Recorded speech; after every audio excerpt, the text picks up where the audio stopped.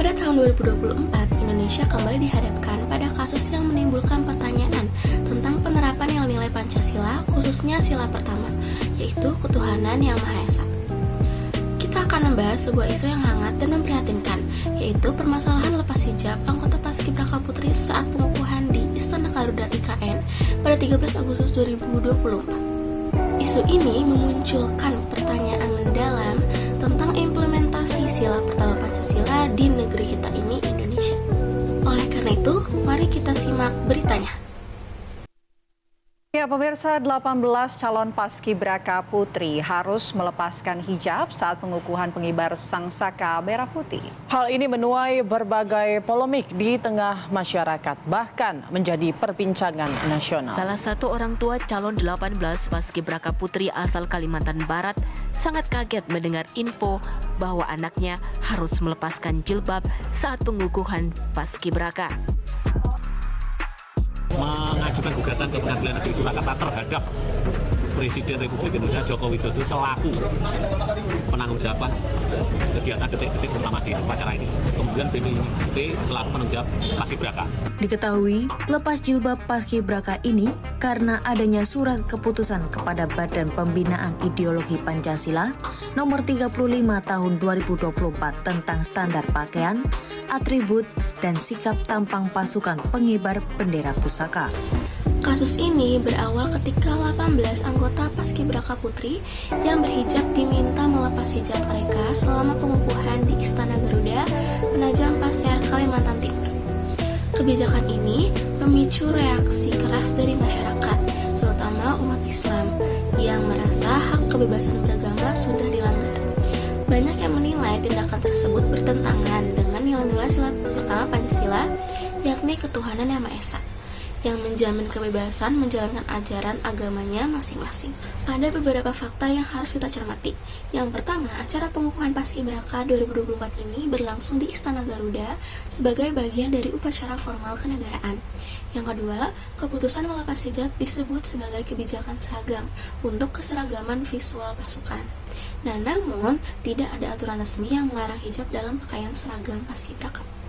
Yang ketiga, menurut data Komnas HAM, kejadian ini bukanlah insiden pertama, melainkan beberapa laporan serupa terkait pembatasan atribut keagamaan dalam konteks formal kenegaraan sebelumnya ini telah mencuat.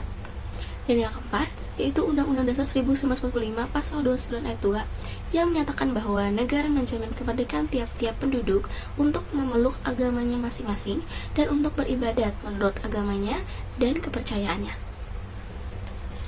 Lalu, apa yang menjadi faktor penyebab kasus ini? Yang pertama, minimnya pemahaman terhadap keberagaman. Keputusan tersebut diduga muncul karena kurangnya penghormatan terhadap keberagaman keyakinan. Yang kedua, dalam beberapa upacara kenegaraan, keseragaman tampilan sering diprioritaskan di atas prinsip kebebasan individu. Yang ketiga, tidak adanya peraturan yang jelas mengenai atribut keagamaan dalam konteks seragam nasional, membuka ruang untuk keputusan sepihak. Yang keempat, tradisi militeristik dalam Paskibraka menekankan keseragaman yang terkadang mengabaikan perbedaan individual, termasuk dalam agama dan ekspresi keimanan. Yang kelima, kebijakan semacam ini sering muncul karena kurangnya pemahaman atau penghormatan terhadap hak-hak individu, khususnya dalam konteks keberagaman Indonesia. Lalu, bagaimana kita bisa mencegah insiden serupa terjadi di masa depan? Berikut ini merupakan beberapa solusi dari saya yang bisa dijadikan sebagai bahan pertimbangan. Yang pertama, yaitu pemerintah perlu menetapkan aturan yang menjamin hak penggunaan atribut keagamaan dalam seragam nasional termasuk hijab. Karena sebelumnya tidak ada aturan yang pasti atau tidak ada aturan yang mendasar terkait atribut keagamaan ini termasuk hijab. Lalu yang kedua, yaitu adanya pelatihan tentang keberagaman agama dan budaya harus diberikan kepada seluruh pengambil kebijakan dan pelaksana acara kenegaraan ini. Lalu yang ketiga, pentingnya untuk melibatkan berbagai pemangku kepentingan termasuk orang-orang yang memiliki pemahaman agama yang lebih mendalam untuk penyusunan kebijakan yang menyangkut atribut keagamaan tersebut. Lalu yang keempat, yaitu Komnas HAM dan lembaga terkait harus lebih proaktif dalam mengawasi praktik yang berpotensi melanggar hak kebebasan beragama.